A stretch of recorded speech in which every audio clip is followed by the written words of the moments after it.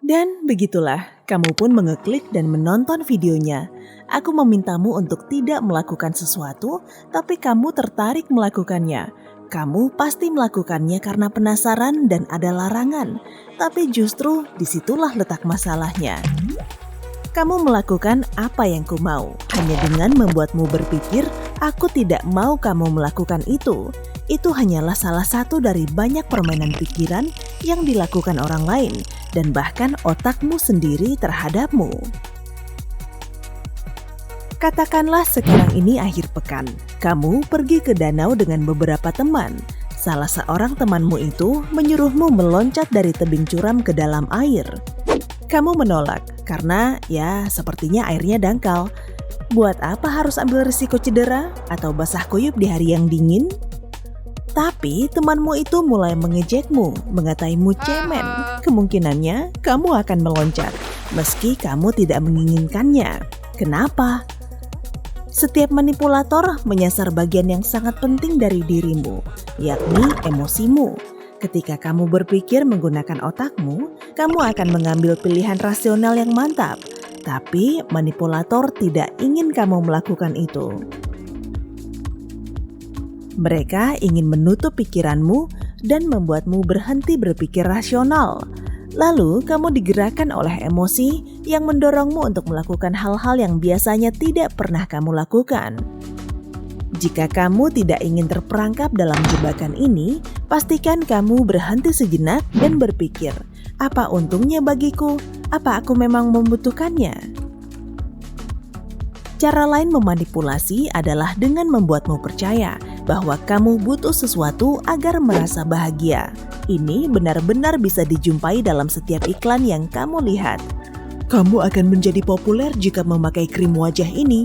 Orang-orang akan menyukaimu jika kamu membeli parfum ini.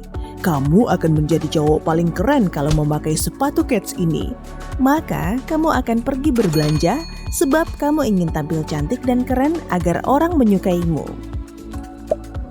Tapi kadang-kadang upaya manipulasi itu tidak begitu jelas. Kamu pasti tahu, ada kan seseorang di Instagram yang hidupnya enak dan mengunggahnya terus-terusan? Dia punya cowok yang sempurna yang selalu membelikannya bunga, makan di restoran mewah, dia punya perhiasan terbaik dan ponsel model terbaru. Dia pun sepertinya selalu traveling dan mengunggah foto-foto menakjubkan. Kita semua memfollow orang yang seperti itu kan? Yah, paling tidak ada satu. Kamu pikir dia keren dan bahagia. Mungkin kamu bisa seperti itu.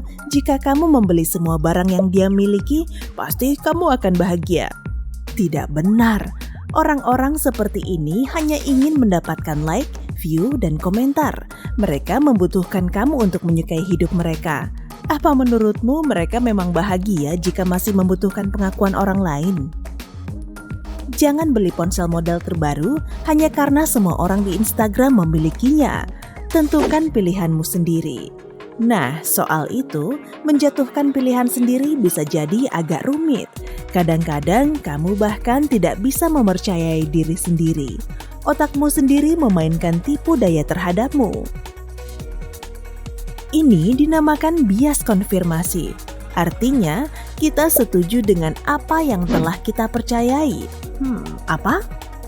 Sebagai contoh, ini Ben. Dia sangat suka anjing dan menurutnya anjing jauh lebih baik daripada kucing. Anjing bahkan bagus untuk kesehatan. Dia menemukan sebuah penelitian yang telah membuktikannya. Mempunyai anjing lebih baik daripada memiliki kucing. Tentu saja, ada penelitian lain yang mengatakan bahwa kucing lebih baik daripada anjing, tapi dia tidak peduli.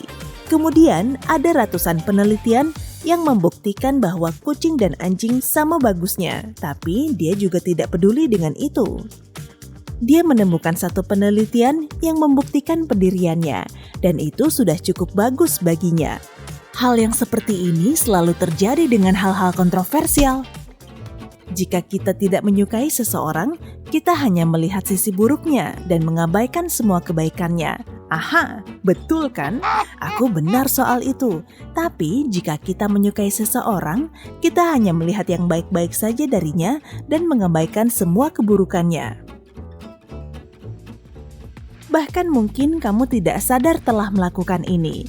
Cobalah untuk lebih tenang dan melihat gambaran umumnya, toh mungkin orang itu tidak begitu buruk sama sekali. Siap menguji keterampilanmu? Ayo kita tempatkan dirimu dalam berbagai situasi dan coba lihat apa kamu mudah dimanipulasi. Temanmu punya beberapa tiket konser, tapi neneknya sakit, jadi dia ingin menungguinya. Dia tidak bisa pergi menonton konser. Kamu adalah teman akrabnya, jadi kamulah orang pertama yang dihubunginya.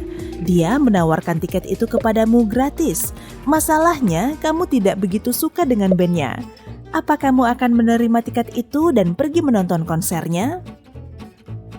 Mungkin kamu sangat ingin menerima tiket itu, tapi apa kamu ingin pergi ke sana berpikir kamu bisa bersenang-senang atau hanya karena tiketnya gratis? Jika kamu memilih opsi kedua, kamu telah dimanipulasi. Kamu akan membuang-buang waktu dan energimu untuk sesuatu yang tidak kamu inginkan. Banyak restoran menawarkan makanan gratis dan orang-orang menghabiskan waktu berjam-jam mengantre untuk mendapatkannya. Meski mereka tidak lapar atau punya uang untuk membelinya tanpa harus menunggu. Jika kamu berkeinginan untuk mendapatkan barang gratis seperti tiket, makanan, atau hadiah, tanyakan satu hal kepada dirimu sendiri. Maukah kamu membayar untuk itu? Jika tidak, maka itu tidak terlalu dibutuhkan. Oke, skenario lain. Apa kamu lebih suka menjadi kaya dan tidak bahagia atau miskin tapi bahagia? Luangkan waktu untuk berpikir tentang prioritasmu. Kamu juga boleh menjeda videonya dulu kalau mau.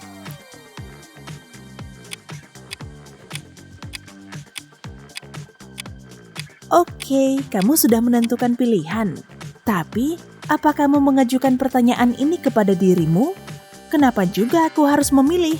Bagaimana kalau keduanya, kaya dan bahagia? Seseorang mengajukan pilihan kepadamu, maka kamu mulai berpikir tidak ada pilihan lain bahwa kamu tidak bisa memiliki semuanya. Tapi kadang-kadang bisa sekali loh. Bayangkan kamu ingin berlangganan sebuah majalah. Harga versi online-nya Rp100.000, versi cetaknya Rp250.000. Tapi kalau membeli hari ini, maka dengan uang Rp250.000, kamu mendapatkan kedua versinya. Tawaran mana yang kamu pilih?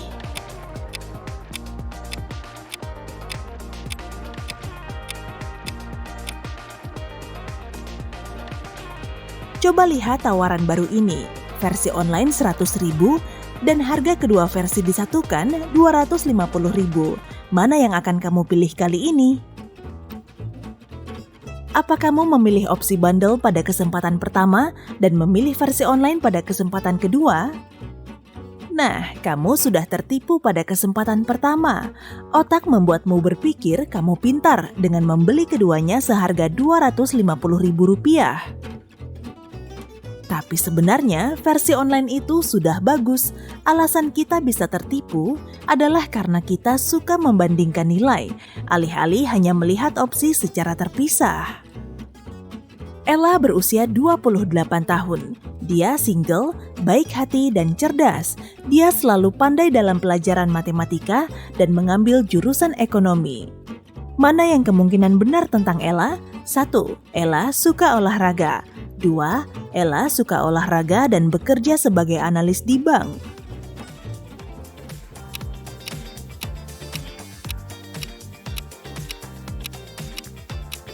Jika kamu memilih nomor 2, kamu sudah terjebak.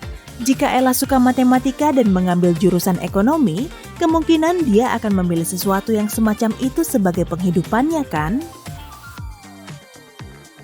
Tapi pilihan kedua jauh lebih tidak memungkinkan lagi. Lebih mungkin hanya satu hal yang benar tentang dia, bukan dua hal meski masuk akal bagimu. Hanya karena kamu menginginkan sesuatu itu benar, tidak berarti hal itu benar.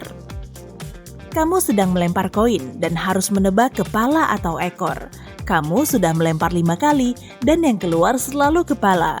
Menurutmu, kali ini apa yang akan muncul?